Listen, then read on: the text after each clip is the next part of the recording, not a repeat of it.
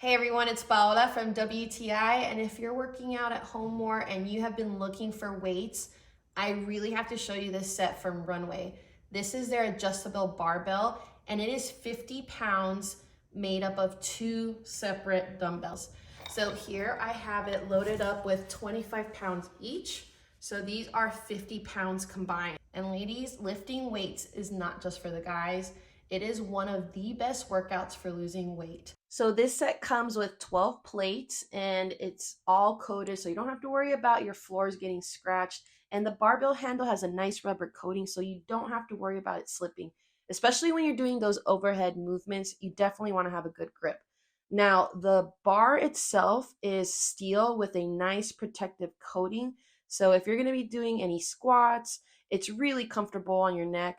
So you can go from dumbbell setup to a barbell setup in a matter of seconds. You just attach the steel pole to the ends, and then you're going to secure it with this wing bolt enhanced spin lock.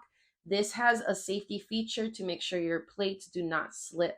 Now, this is a setup I like. A little bit less weights, only on the ends. But if you're a guy and you want a little bit more, you can add more on the inside.